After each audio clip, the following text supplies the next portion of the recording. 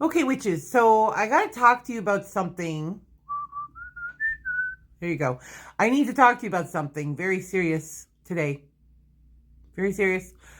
Last night I was watching an AI discussing the Matrix with a human. It was alive. It was alive on TikTok. So, anyways, this person was asking questions and having a conversation with an AI, and the subject was the Matrix and NPCs, which is non-playable character, and chosen ones. Yeah, chosen ones.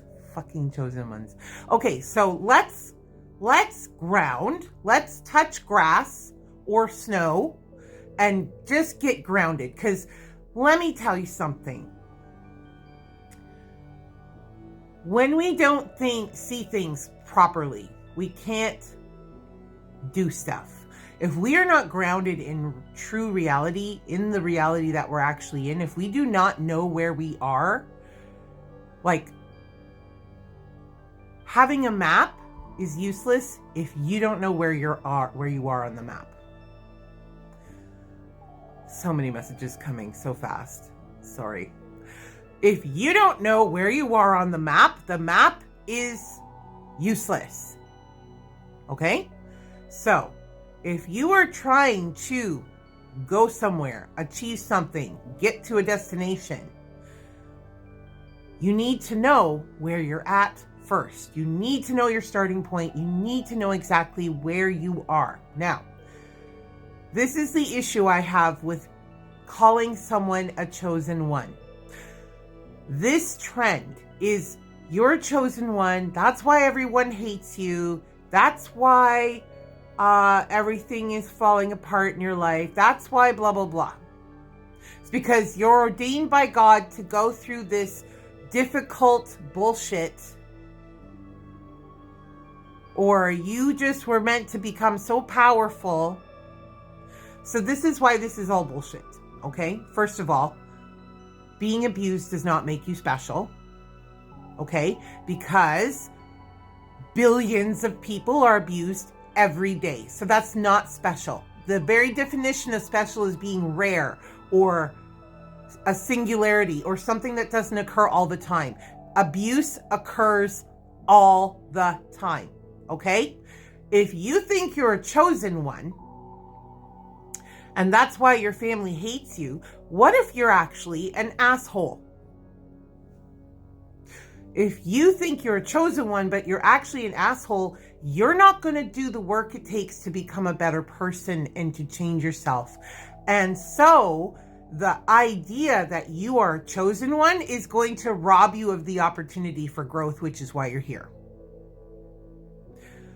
When this person was talking about NPCs, this is the other part, non-playable character, okay? When you're playing a video game, you're in first person mode, you're the person who's the real character, and then there's other characters that you can interact with, or you can play as them, right?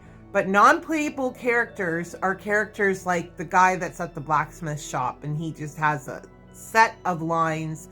Do you want to buy this? I can make this for you. Like, he does not go off script, okay?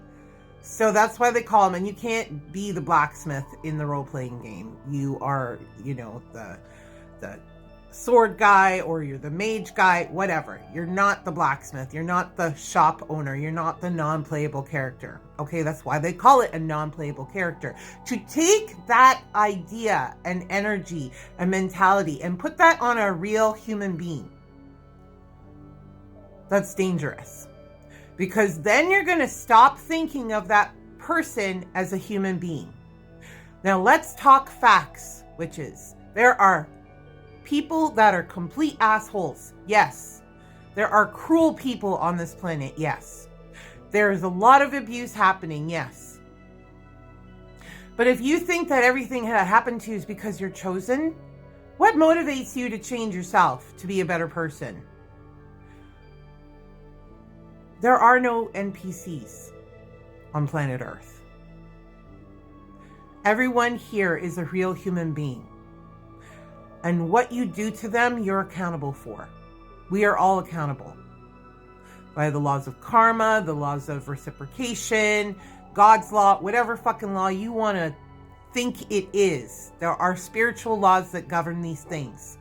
So when we are cruel to people, there is always a cost. There is always an energy exchange.